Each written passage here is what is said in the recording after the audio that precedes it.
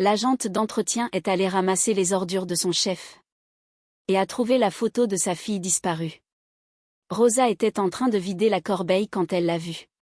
Au milieu de papier froissé et de restes de café, une petite photo jaunie a attiré son attention. Quand elle a retourné l'image, ses jambes se sont dérobées.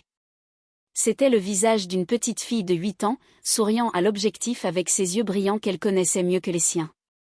C'était Laetitia. Sa fille. La fille qui avait disparu 15 ans plus tôt et qu'elle n'avait jamais revue. Les mains de Rosa se sont mises à trembler en tenant la photo. Sa respiration est devenue haletante, et pendant un instant, le bureau luxueux de Monsieur Mendoza a semblé tourner autour d'elle. Comment était-ce possible? Comment cette photo était-elle arrivée là? Pourquoi son chef avait-il une image de sa fille disparue dans ses ordures? Rosa Maria Gutiérrez travaillait comme agente d'entretien depuis 15 ans, depuis que son monde s'était effondré ce fameux après-midi de septembre où Laetitia n'était pas rentrée de l'école. Chaque matin, elle se levait à 4h30 avec le même nœud à l'estomac qui l'accompagnait depuis lors. Le réveil n'était même plus nécessaire, son corps s'était habitué à cette routine qui semblait ne jamais finir, une routine qui la maintenait occupée pour ne pas penser, pour ne pas se souvenir, pour ne pas mourir de chagrin. À 52 ans, Rosa avait appris à porter le poids du silence. Ses collègues de travail savaient que quelque chose s'était passé dans sa vie, quelque chose qui avait brisé son sourire à jamais, mais elle ne posait jamais de questions. Elle appréciait cette discrétion. Parler de Laetitia, c'était comme ouvrir une blessure qui n'avait jamais complètement cicatrisé. Ce matin-là, elle était arrivée tôt à l'immeuble de bureau où elle travaillait. C'était un gratte-ciel imposant au centre-ville, rempli de bureaux avec d'immenses baies vitrées et d'hommes en costume qui ne la regardaient jamais dans les yeux. Rosa connaissait chaque recoin de cet endroit, les couloirs moquettés, les salles de bain en marbre, les salles de réunion avec leurs tables brillantes. Pour les cadres, elle était pratiquement invisible, une ombre qui arrivait avant l'aube et partait quand les lumières s'allumaient. Le bureau de Monsieur Mendoza était au 23e étage. C'était un homme d'une 60aine d'années, toujours impeccablement vêtu, avec une présence qui inspirait le respect, parfois, la peur. Rosa l'avait vu peu de fois, mais à chaque fois, quelque chose dans son regard la mettait mal à l'aise. Il y avait en lui une froideur qui lui hérissait les poils, bien qu'elle n'ait jamais su l'expliquer. En nettoyant son bureau ce matin-là, Rosa a remarqué qu'il y avait plus de papier que d'habitude dans la corbeille. Des documents froissés, des rapports jetés, des tasses de café vides. C'était son travail de tout ramasser et de l'emmener au dépôt d'ordures, une tâche qu'elle avait accomplie des milliers de fois sans y penser. Mais ce matin, lorsqu'elle a soulevé la corbeille métallique, la photo a glissé et est tombée par terre. Au début, elle a cru que c'était juste un autre document sans importance.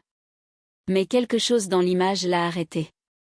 Peut-être était-ce la façon dont la lumière de la fenêtre éclairait le papier, ou peut-être l'instinct maternel qu'elle n'avait jamais réussi à faire taire complètement. Quand elle s'est penchée pour la ramasser et a vu le visage de sa fille, le monde s'est arrêté. Laetitia avait 8 ans sur cette photo, elle portait la même robe bleue que Rosa lui avait achetée pour la fête des mères de cette terrible année. Ses boucles brunes encadraient son petit visage rond, et ses yeux brillaient de cette joie innocente dont Rosa se souvenait chaque nuit avant de s'endormir. Rosa s'est assise sur la chaise de bureau de Mendoza, sans se soucier des conséquences. Ses mains ne cessaient de trembler tandis qu'elle étudiait chaque détail de l'image. C'était bien sa fille. Il n'y avait aucun doute possible. Mais comment? Pourquoi cette photo se trouvait-elle dans les ordures de son chef? Quelle connexion pouvait-il exister entre M. Mendoza et la disparition de Laetitia? Les questions se bousculaient dans son esprit comme des coups. Pendant 15 ans, elle avait cherché des réponses. Elle avait parlé aux policiers, elle avait affiché des avis de recherche dans les rues, elle avait prié tous les saints qu'elle connaissait. Elle avait visité des morgues et des hôpitaux, elle avait suivi de fausses pistes qui la menaient à des impasses. Petit à petit, l'espoir s'était transformé en une blessure qu'elle avait appris à porter en silence. Et maintenant, après si longtemps, cette photo apparaissait à l'endroit le plus inattendu. Dans les ordures de l'homme pour qui elle avait travaillé pendant des années sans rien soupçonner. Un homme qui avait peut-être les réponses qu'elle avait cherchées toute sa vie. Rosa a glissé la photo dans la poche de son uniforme et a terminé le ménage avec des mains tremblantes. Chaque mouvement était mécanique, automatique, tandis que son esprit travaillait à toute vitesse. Ce ne pouvait pas être une coïncidence. Dans son cœur de mère, elle savait que cette photo avait une signification, une raison d'être qui la terrifiait et l'émotionnait en même temps. En sortant du bureau de Mendoza, Rosa a senti que quelque chose avait changé pour toujours. Elle n'était plus seulement l'agente d'entretien qui passait inaperçue dans les couloirs. Maintenant, elle avait une mission, un but qui l'effrayait mais qu'elle ne pouvait pas ignorer. Elle devait découvrir la vérité, quelles que soient les conséquences. Rosa n'a pas pu se concentrer le reste de la journée. Chaque fois qu'elle passait près du bureau de Mendoza, elle avait l'impression qu'un aimant invisible l'attirait vers cette porte. La photo pesait dans sa poche comme du plomb, lui rappelant constamment que sa vie venait de prendre un tournant inattendu. Pendant la pause déjeuner, elle s'est enfermée dans les toilettes du personnel et a ressorti l'image. Sous la lumière froide des tubes fluorescents, elle a examiné chaque détail avec le désespoir de quelqu'un qui cherche un indice, n'importe quel indice, pour expliquer l'inexplicable. Le papier était légèrement froissé au coin, comme s'il avait été manipulé de nombreuses fois. Au dos, en petites lettres floues, il y avait quelque chose d'écrit au crayon, mais elle n'arrivait pas à déchiffrer les mots. Ses collègues ont remarqué son comportement étrange. Maria Elena, qui nettoyait les étages inférieurs, lui a demandé si elle se sentait bien. Rosa a à peine pu articuler une réponse cohérente. Comment expliquer ce qui se passait dans sa tête? Comment dire à quelqu'un qu'après 15 ans de silence, le fantôme de sa fille était revenu sous la forme d'une photo trouvée dans les ordures? Cet après-midi-là, quand Rosa est arrivée dans son petit appartement en banlieue, elle s'est immédiatement dirigée vers sa chambre. Au fond du placard, enveloppée dans une vieille couverture, elle gardait une boîte à chaussures qu'elle n'avait pas ouverte depuis des années. D'une main tremblante, elle l'a sortie et l'a posée sur le lit. À l'intérieur se trouvaient tous les souvenirs de Laetitia, des photos, des dessins d'école, une mèche de cheveux conservée dans une enveloppe, la dernière lettre qu'elle avait écrite pour la fête des mères. Rosa a commencé à comparer les photos. Il n'y avait aucun doute, l'image trouvée dans les ordures était bien celle de sa fille, mais ce n'était pas une des photos qu'elle avait. Cela signifiait que quelqu'un d'autre avait pris cette photo, quelqu'un qui avait connu Laetitia à un moment donné. Monsieur Mendoza avait environ 60 ans, ce qui voulait dire que quand Laetitia a disparu, il devait en avoir 45.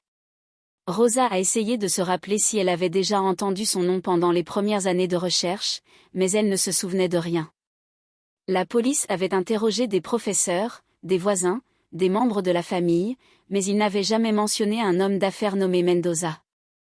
Rosa est restée éveillée très tard, fixant le plafond de sa chambre tandis que les questions se multipliaient dans sa tête. Mendoza était-il responsable de la disparition de sa fille?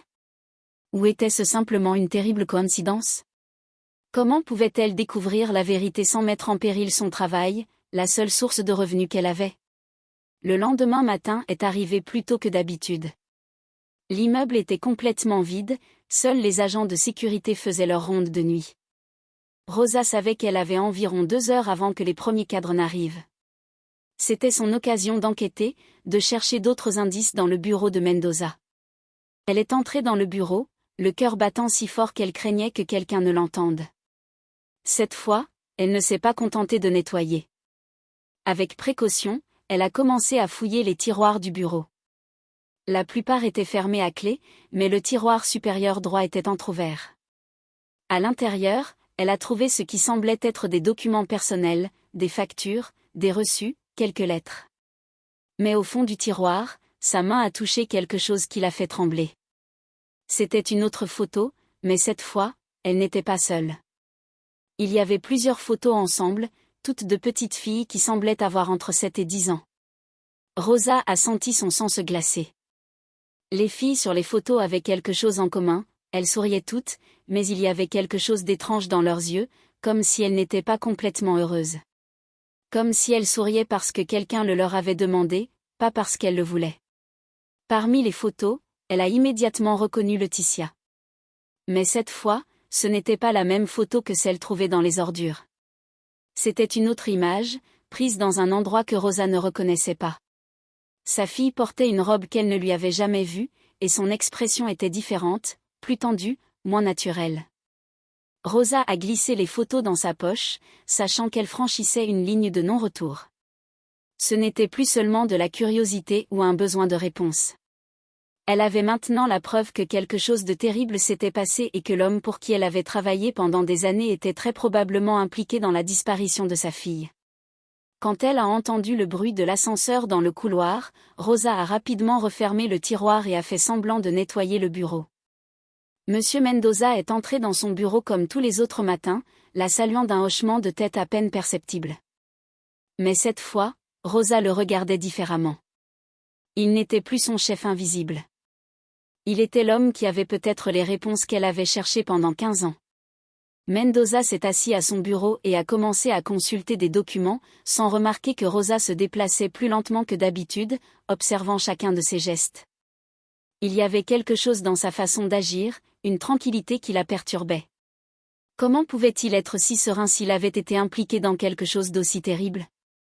Quand Rosa est sortie du bureau, elle avait déjà pris une décision. Elle ne pouvait pas garder le silence. Elle ne pouvait pas prétendre que rien ne s'était passé. Pour la première fois en 15 ans, elle avait une piste réelle, quelque chose de tangible qui pouvait la mener à la vérité. Mais elle savait aussi qu'affronter un homme puissant comme Mendoza ne serait pas facile. Elle avait besoin d'aide, elle avait besoin d'un plan, et surtout, elle avait besoin de courage pour faire ce que son cœur de mère lui criait qu'il était juste de faire. Rosa n'a pas dormi cette nuit-là. Les photos étaient étalées sur sa table de cuisine, et elle les regardait encore et encore sous la lumière jaunâtre de la lampe. Chaque visage de petite fille lui brisait le cœur, mais celui de Laetitia la déchirait de l'intérieur. Sa fille avait l'air différente sur ces images, plus mince, avec une tristesse dans les yeux que Rosa n'avait jamais vue auparavant. À 3 heures du matin, elle a pris une décision qui, elle le savait, allait tout changer. Elle a cherché dans un vieux tiroir le numéro de téléphone du détective Ramirez, le policier qui avait mené l'enquête sur Laetitia pendant les premières années. Elle savait qu'il serait à la retraite, mais elle avait besoin de parler à quelqu'un qui comprendrait l'ampleur de sa découverte. Il lui a fallu 2 jours pour rassembler le courage de passer l'appel. Quand elle a finalement composé le numéro, ses mains tremblaient tellement qu'elle a failli raccrocher avant que quelqu'un ne réponde. La voix du détective Ramirez paraissait plus vieille, plus fatiguée, mais elle conservait toujours cette fermeté que Rosa se souvenait de ces jours terribles. Le détective a accepté de la rencontrer dans un café discret, loin du centre-ville. Quand Rosa lui a montré les photos, elle a vu le visage de l'homme se durcir. Ramirez avait vu beaucoup de choses pendant sa carrière, mais ces images ont réveillé en lui une colère qu'il avait appris à contrôler après tant d'années.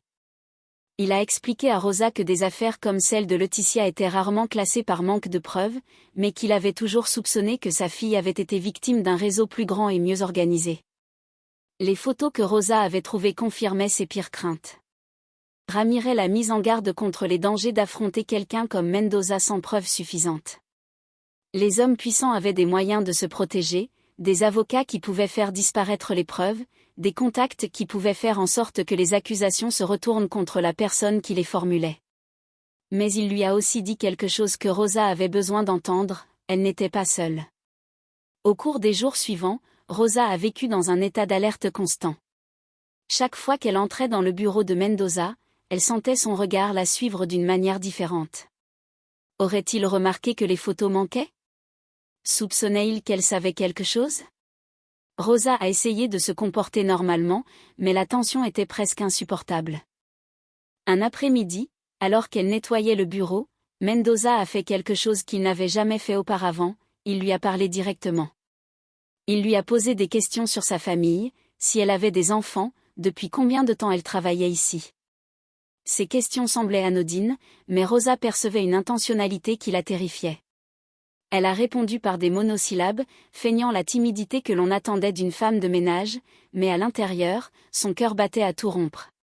Cette nuit-là, Rosa a reçu un appel du détective Ramirez. Il avait commencé à enquêter discrètement sur le passé de Mendoza et avait trouvé des liens troublants. Des années auparavant, l'homme d'affaires avait été mentionné dans une enquête sur des disparitions de mineurs, mais les accusations n'avaient jamais abouti. Les témoins avaient retiré leur déposition, les preuves avaient mystérieusement disparu, et l'affaire avait été classée sans suite. Rosa a eu l'impression qu'une montagne lui tombait dessus. Pendant 15 ans, elle avait travaillé pour l'homme qui avait peut-être détruit sa vie. Elle avait nettoyé son bureau, vider ses poubelles, elle avait été invisible pour lui pendant qu'il gardait le secret le plus douloureux de son existence. La colère a commencé à grandir en elle comme une flamme qui avait été endormie pendant des années. Ce n'était plus seulement de la douleur ou de la tristesse. C'était une fureur pure, primitive, maternelle. L'instinct de protection envers sa fille, qui était restée frustrée si longtemps, avait maintenant un objectif clair. Mais Ramirez l'a prévenu que la colère ne suffisait pas. Ils avaient besoin de plus de preuves, de quelque chose qui soit impossible à nier ou à faire disparaître. Les photos étaient importantes, mais un bon avocat pourrait dire que Mendoza les avait trouvées ailleurs, qu'il ne savait pas d'où elles venaient, que quelqu'un d'autre les avait mises dans son bureau. Rosa savait qu'elle devait prendre une décision qui allait définir le reste de sa vie. Elle pouvait se taire, continuer à travailler comme si rien ne s'était passé, apporter les photos à la police et attendre que quelqu'un d'autre rende justice. Ou elle pouvait se battre, tout risquer, affronter un homme puissant et dangereux pour chercher la vérité que sa fille méritait. Cette nuit-là, en regardant les photos de Laetitia, Rosa a su quelle était sa réponse. Elle ne pouvait pas échouer à sa fille une fois de plus. Elle ne pouvait pas permettre que sa mort ou sa souffrance reste sans justice. Peu importait le prix à payer. Quand le jour s'est levé, Rosa s'est levée avec une détermination qu'elle n'avait pas ressentie depuis des années. Elle n'était plus seulement l'agente d'entretien qui passait inaperçue dans les couloirs. C'était une mère qui avait trouvé une raison de se battre, et rien ni personne ne l'arrêterait. Rosa a passé les jours suivants à observer chaque mouvement de Mendoza avec un regard différent. Elle ne nettoyait plus son bureau de manière automatique, elle faisait maintenant attention à ses appels téléphoniques, aux documents qu'il laissait sur son bureau, aux personnes qui lui rendaient visite. Elle avait appris à se déplacer comme une ombre, mais maintenant cette invisibilité avait un but. Le détective Ramirez lui avait procuré un petit enregistreur que Rosa pouvait facilement cacher pendant qu'elle travaillait. Enregistrer des conversations sans consentement n'était pas légal, mais tous deux savaient que dans des cas comme celui-ci, il fallait parfois marcher sur des zones grises pour atteindre la vérité. Un matin, alors que Rosa faisait semblant de nettoyer les fenêtres du bureau, Mendoza a reçu un appel qui l'a fait trembler. Il parlait à voix basse, mais elle a pu capter des fragments de la conversation. Il a mentionné quelque chose à propos de problèmes du passé et de garder le silence. Quand il a raccroché, Rosa a remarqué que ses mains tremblaient aussi légèrement. Cet après-midi-là, Rosa a pris la décision la plus courageuse de sa vie. Lorsque Mendoza est sortie déjeuner, elle a utilisé une copie de la clé qu'elle avait réussi à faire quelques jours plus tôt, et est entrée dans son bureau pour une fouille plus approfondie. Son cœur battait si fort qu'elle a cru qu'elle allait s'évanouir, mais l'image de Laetitia dans son esprit la maintenait debout. Dans le tiroir inférieur du bureau, celui qui avait toujours été fermé à clé, Rosa a trouvé un dossier qui allait tout changer. À l'intérieur, il y avait des documents montrant des paiements réguliers à différentes personnes au cours des 15 dernières années. Des noms qu'elle ne reconnaissait pas, mais d'importantes sommes d'argent qui étaient transférées chaque mois. Parmi les papiers, elle a trouvé quelque chose qui lui a coupé le souffle, un rapport médical au nom de Laetitia, daté de 3 mois après sa disparition. Le document indiquait que la petite fille avait été emmenée dans une clinique privée en dehors de la ville, mais ne précisait ni la raison de la consultation ni le résultat du traitement. Rosa a photographié tous les documents avec le téléphone portable qu'elle avait acheté spécialement pour cette enquête. Elle savait qu'elle commettait un délit, mais elle savait aussi que c'était le seul moyen d'obtenir des preuves que la police n'aurait jamais pu obtenir légalement. Quand Mendoza est revenue du déjeuner, Rosa nettoyait les vitres comme si rien ne s'était passé. Mais cette fois, quand il l'a regardée, elle a soutenu son regard une seconde de plus que la normale. Ce fut un moment presque imperceptible, mais Rosa a vu quelque chose dans ses yeux qui a confirmé ses pires soupçons, il savait qu'elle savait. Cette nuit-là, Rosa a retrouvé le détective Ramirez dans le même café discret. Quand elle lui a montré les photos des documents, l'homme plus âgé a fermé les yeux et a soupiré profondément. Après tant d'années dans la police, il savait reconnaître les schémas de dissimulation et de corruption. Ramirez lui a expliqué que ces paiements réguliers étaient probablement destinés à faire taire des témoins ou des complices. Le rapport médical suggérait que Laetitia avait été en vie au moins 3 mois après sa disparition, ce qui ouvrait des possibilités à la fois pleines d'espoir et terrifiantes. Mais il l'a également averti que Rosa était maintenant en danger réel. Si Mendoza soupçonnait qu'elle avait des preuves contre lui, il n'hésiterait pas à prendre des mesures pour se protéger. Les hommes comme lui n'arrivaient pas à des positions de pouvoir en étant naïfs ou compatissants. Rosa savait qu'elle avait atteint un point de non-retour. Elle ne pouvait plus feindre l'ignorance ni revenir à sa vie d'avant. Elle tenait entre ses mains des informations qui pouvaient détruire un homme puissant, mais elle savait aussi que cet homme avait les ressources pour la détruire en premier. Cependant, pour la première fois en 15 ans, Rosa se sentait réellement vivante. La douleur constante qu'elle avait portée dans sa poitrine pendant si longtemps s'était transformée en quelque chose de différent, un but. Elle avait une mission claire, et l'image de sa fille lui donnait la force dont elle avait besoin pour continuer. Ramirez lui a proposé un plan. Ils avaient besoin de plus de preuves avant d'aller voir les autorités, mais ils avaient aussi besoin de protéger Rosa. Il lui a suggéré d'arrêter de travailler dans l'immeuble, d'inventer une excuse médicale pour s'absenter pendant qu'il continuait d'enquêter de son côté. Mais Rosa a refusé la proposition.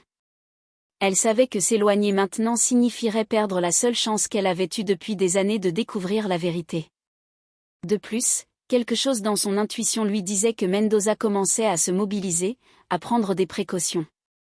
Si elle s'éloignait maintenant, il pourrait détruire toute preuve restante.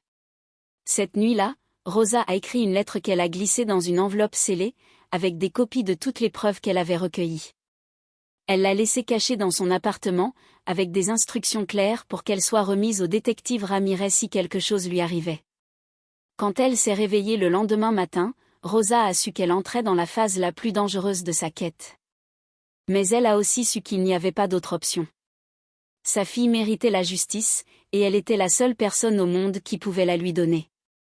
Elle a enfilé son uniforme d'agente d'entretien pour la dernière fois, avec la certitude que, quoi qu'il arrive, elle ne serait plus jamais la même femme invisible qu'elle avait été pendant tant d'années. Rosa a remarqué le changement immédiatement.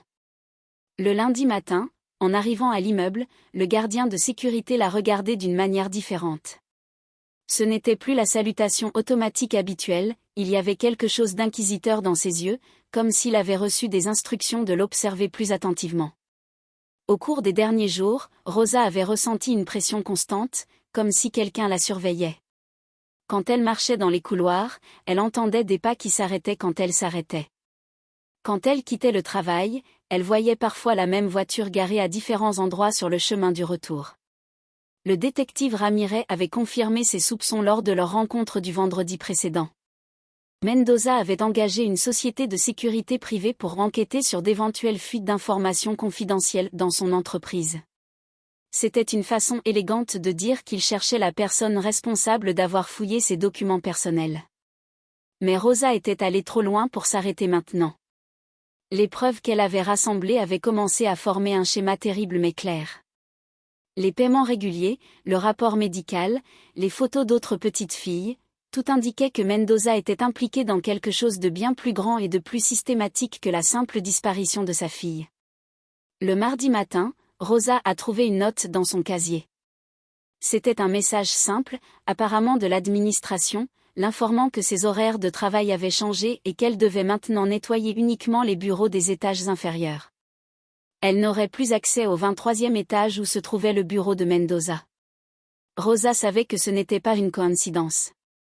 Mendoza l'éloignait de sa sphère personnelle, mais il lui envoyait aussi un message clair, il savait qui elle était et ce qu'elle avait fait. Cet après-midi-là, alors que Rosa quittait le travail, un homme s'est approché d'elle sur le parking. Il était plus âgé, bien habillé, avec ce genre de sourire qui n'atteint pas les yeux. Il s'est présenté comme Monsieur Vega, l'avocat de Mendoza, et lui a dit que son client s'inquiétait pour elle. Il lui a expliqué qu'ils avaient remarqué que Rosa semblait nerveuse ces derniers temps, et que Mendoza, dans sa générosité, était prêt à lui offrir une compensation financière importante si elle décidait de chercher du travail ailleurs. C'était une offre généreuse, presque trop généreuse pour une simple employée de nettoyage. Mais ce qui a le plus terrifié Rosa, ce ne sont pas les mots de l'avocat, mais ce qu'il n'a pas dit. La façon dont il a mentionné son adresse, le nom de l'école où Laetitia avait étudié, de petits détails de sa vie que seule une personne l'ayant minutieusement enquêté pouvait connaître. Rosa a refusé l'offre d'une voix plus ferme qu'elle ne se sentait à l'intérieur. Elle savait qu'accepter cet argent serait comme accepter son silence pour toujours. Mais elle savait aussi que le refuser signifiait déclarer une guerre qu'elle ne pouvait peut-être pas gagner. Cette nuit-là, Rosa a appelé le détective Ramirez et lui a parlé de sa rencontre avec l'avocat. L'homme plus âgé a soupiré de l'autre côté de la ligne. Il avait vu ce schéma de nombreuses fois. D'abord, ils essayaient d'acheter le silence, puis venaient les menaces, et enfin, si rien d'autre ne fonctionnait, les mesures les plus drastiques. Ramirez lui a proposé de se cacher pendant un certain temps, de quitter la ville jusqu'à ce qu'il puisse présenter les preuves aux autorités compétentes. Mais Rosa savait que fuir signifierait perdre à jamais la chance de découvrir ce qui était réellement arrivé à sa fille. Le mercredi matin, Rosa est arrivée au travail déterminée à chercher une dernière preuve, quelque chose d'assez irréfutable pour que même le pouvoir de Mendoza ne puisse le faire disparaître.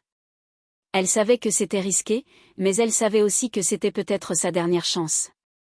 Utilisant les tunnels de service de l'immeuble qu'elle connaissait comme sa poche, Rosa a réussi à atteindre le 23e étage sans être vue par les caméras de sécurité. Son plan était simple, entrer dans le bureau de Mendoza une dernière fois et chercher quelque chose qui confirmerait définitivement sa connexion avec la disparition de Laetitia. Quand elle a ouvert la porte du bureau, son cœur s'est arrêté. Mendoza était là, assis à son bureau, comme s'il l'attendait. Il n'avait pas l'air surpris de la voir, en fait, il y avait quelque chose dans son expression qui suggérait qu'il préparait ce moment depuis des jours. Rosa est restée paralysée sur le seuil de la porte. Elle savait qu'elle était tombée dans un piège, mais elle savait aussi qu'il n'y avait plus de retour en arrière possible. Le moment était venu d'affronter l'homme qui avait détruit sa vie. Mendoza lui a fait signe d'entrer et de fermer la porte. Sa voix, quand il a finalement parlé, était calme mais chargée d'une menace que Rosa a ressentie jusqu'au plus profond d'elle. Il lui a dit que le moment était venu d'avoir une conversation qu'ils avaient repoussée depuis trop longtemps. Rosa a fermé la porte derrière elle, mais a gardé sa main sur la poignée. Chaque muscle de son corps était tendu, prêt à s'enfuir si nécessaire, mais son regard ne s'est pas détourné des yeux de Mendoza. Après 15 ans d'incertitude, elle était enfin face à l'homme qui détenait les réponses qu'elle avait cherchées toute sa vie. Mendoza l'a observé en silence pendant plusieurs secondes qui lui ont semblé une éternité. Puis, avec un calme plus effrayant que n'importe quel cri, il lui a demandé de s'asseoir. Rosa est restée debout, le dos contre la porte, prête à tout. C'est alors que Mendoza a commencé à parler, et ce qu'il a dit a dépassé les pires craintes de Rosa. Il n'a pas nié connaître Laetitia. En fait, il en a parlé comme si elle avait fait partie de sa vie pendant longtemps. Il lui a raconté qu'il l'avait trouvée perdue dans le parc ce jour de septembre, en train de pleurer parce qu'elle ne savait pas comment rentrer chez elle. Selon sa version, il avait essayé de l'aider, avait emmené la petite fille dans sa voiture pour la conduire à la police. Mais Laetitia avait eu une crise de panique, avait essayé de sauter du véhicule en mouvement, et dans la lutte, s'était cogné la tête contre la vitre. Rosa a senti son monde s'effondrer autour d'elle. Les mots de Mendoza sonnaient comme répétés, trop parfaits, comme s'il avait pratiqué cette histoire pendant des années. Mais ce qui l'a le plus terrifié, c'est la façon dont il parlait de sa fille, avec une familiarité qui ne pouvait venir que d'avoir passé du temps avec elle. Mendoza a continué son récit avec ce même calme troublant. Il a dit qu'il avait emmené Laetitia dans une clinique privée, qu'il avait payé tous les frais médicaux de sa poche, qu'il avait essayé de la sauver. Mais les blessures avaient été trop graves, et la petite fille était morte 3 jours plus tard sans jamais reprendre connaissance. Rosa a écouté chaque mot en sentant des milliers d'aiguilles se planter dans son cœur. Pendant 15 ans, elle avait imaginé différents scénarios, elle avait fait des cauchemars sur ce qui avait pu arriver à sa fille, mais elle n'avait jamais imaginé cela, qu'elle avait été si près de la sauver sans le savoir. Mais Mendoza a alors dit quelque chose qui ne correspondait pas à son histoire. Il a mentionné des détails sur la personnalité de Laetitia, sur ses peurs et ses goûts, des choses que seule une personne ayant passé beaucoup de temps avec elle pouvait connaître. Rosa a senti que quelque chose n'allait pas, qu'il y avait plus qu'il n'était prêt à l'admettre. D'une voix qu'elle a à peine réussi à maîtriser, Rosa lui a demandé pourquoi il n'avait pas contacté la police, pourquoi il ne lui avait pas dit que sa fille était morte. La réponse de Mendoza a finalement confirmé les plus terribles soupçons de Rosa. Il a dit qu'il avait eu peur, que sa réputation et sa famille auraient souffert si l'on avait su qu'il était impliqué dans la mort d'une petite fille, même si c'était un accident. Qu'il avait payé pour le silence des médecins et du personnel de la clinique, qu'il avait enterré Laetitia dans un cimetière privé sous un faux nom. Rosa n'a plus pu se contenir. Elle a crié, a pleuré, lui a reproché les 15 années d'agonie qu'elle avait vécues sans savoir ce qui était arrivé à sa fille. Elle lui a crié qu'il était un lâche, un monstre, qu'il n'avait pas le droit de prendre cette décision pour elle. Mais Mendoza n'a pas scié. Au lieu de cela, il a ouvert le tiroir de son bureau et a sorti une enveloppe qu'il a remise à Rosa. À l'intérieur, il y avait une adresse et une photo d'une pierre tombale avec le faux nom sous lequel Laetitia avait été enterrée. Il y avait aussi autre chose, un chèque avec une somme d'argent que Rosa n'avait jamais vue de sa vie. Mendoza lui a expliqué qu'il avait mis de côté cet argent pendant des années, attendant le moment où il pourrait le lui donner. C'était sa façon de compenser la douleur qu'il avait causée, même s'il savait qu'aucune somme d'argent ne pourrait lui rendre sa fille. Rosa a pris l'enveloppe d'une main tremblante, mais a refusé le chèque. Elle lui a dit qu'elle ne voulait pas de son argent sale, que la seule chose qu'elle voulait, c'était la justice pour sa fille. Mais Mendoza lui a expliqué quelque chose que Rosa n'avait pas considéré. Après 15 ans, il n'y avait aucun moyen de prouver ce qui s'était réellement passé. Les médecins qui avaient traité Laetitia étaient morts ou disparus, les dossiers avaient été détruits, et sa parole contre la sienne ne serait pas suffisante pour un tribunal. C'est alors que Mendoza a montré sa vraie nature. Il a dit à Rosa qu'elle avait deux options, elle pouvait prendre l'argent, visiter la tombe de sa fille, et trouver la paix qu'elle avait cherchée pendant tant d'années. Ou elle pouvait essayer de le combattre, perdre son travail, sa maison, et possiblement sa vie, sans rien obtenir d'autre que plus de douleur. Rosa s'est rendue compte qu'elle faisait face au même homme qui avait détruit sa vie 15 ans plus tôt, et qui essayait maintenant de la contrôler une fois de plus. Mais elle a aussi réalisé autre chose, elle n'était plus la même femme désespérée et seule qu'elle était à l'époque. Elle avait trouvé sa force, elle avait trouvé des alliés, et elle avait trouvé des preuves dont Mendoza ne soupçonnait pas l'existence. Avec un calme qui l'a surprise elle-même, Rosa lui a dit qu'il était déjà trop tard pour ses offres. Que les autorités avaient déjà des copies de tous les documents qu'elle avait trouvés dans son bureau, qu'il y avait des enregistrements de ses conversations téléphoniques, et que très bientôt tout serait révélé. Pour la première fois depuis le début de la conversation, Rosa a vu de la peur dans les yeux de Mendoza. C'était la peur d'un homme puissant qui réalisait que son pouvoir avait des limites et qu'il avait sous-estimé la femme qu'il avait eue sous son nez pendant des années sans se rendre compte de ce qu'elle était capable de faire par amour pour sa fille. 6 mois plus tard, Rosa se tenait devant une stèle de marbre blanc qui portait enfin le bon nom, Laetitia Maria Gutiérrez, fille aimée qui n'a jamais été oubliée. Le procès s'était terminé la semaine précédente, et même si Mendoza avait réussi à éviter une condamnation pour meurtre, il avait été reconnu coupable de recel de cadavres, d'entrave à la justice et de corruption. L'enquête avait révélé un réseau de corruption plus étendu que ce que Rosa avait imaginé. D'autres affaires d'enfants disparus avaient été rouvertes, d'autres familles avaient trouvé des réponses qu'elles pensaient ne jamais obtenir. Rosa était involontairement devenue le catalyseur d'un grand nettoyage dont la ville avait besoin depuis des années. Le détective Ramirez, sorti de sa retraite pour l'aider dans cette affaire, se tenait à côté d'elle devant la tombe. Il lui avait raconté que Mendoza avait vieilli de 10 ans pendant le procès, que son empire d'entreprise s'était effondré lorsque ses activités illégales avaient été révélées. La justice n'avait pas été parfaite, mais elle avait été réelle. Rosa ne travaillait plus comme agente d'entretien. Avec une partie de l'argent qu'elle avait récupéré des comptes gelés de Mendoza, elle avait ouvert une petite fondation pour aider les familles d'enfants disparus. Ce n'était pas grand-chose, mais c'était sa façon d'honorer la mémoire de Laetitia et d'aider d'autres parents qui vivaient le même cauchemar qu'elle avait vécu. Les premiers mois après le procès avaient été étranges pour Rosa. Pendant 15 ans, elle avait vécu avec un but unique, retrouver sa fille. Maintenant qu'elle avait des réponses, qu'elle savait où Laetitia était enterrée, qu'elle avait obtenu justice, elle ne savait pas quoi faire du reste de sa vie. La douleur n'avait pas disparu. Rosa avait appris que la douleur de perdre un enfant ne s'en va jamais complètement, on apprend simplement à vivre avec elle, à la transformer en quelque chose que l'on peut porter sans qu'elle ne détruise tout le reste. Certains jours étaient plus difficiles que d'autres, surtout les anniversaires et les dates importantes. Mais elle avait aussi trouvé quelque chose qu'elle n'attendait pas, un sentiment d'utilité qui allait au-delà de sa propre tragédie. Chaque famille qu'elle aidait, chaque affaire qu'elle contribuait à résoudre, chaque accolade qu'elle donnait à une mère désespérée, était une façon de maintenir vivante la mémoire de Laetitia. Rosa avait appris que la justice ne rend pas toujours ce qui a été perdu, mais elle peut apporter la paix. Non pas la paix parfaite des contes de fées, mais la paix imparfaite mais réelle de celle qui sait qu'elle a fait tout ce qui était en son pouvoir, de celle qui n'a pas abandonné, de celle qui s'est battue jusqu'au bout par amour. En s'éloignant de la tombe cet après-midi-là, Rosa portait dans son sac une nouvelle photo, Laetitia souriant dans le parc, la veille de sa disparition. Elle n'avait plus besoin d'elle pour se souvenir du visage de sa fille, mais elle la portait comme un rappel que l'amour d'une mère peut être plus fort que la peur, plus persistant que le temps, et plus puissant que n'importe quel homme qui pense pouvoir contrôler le destin des autres.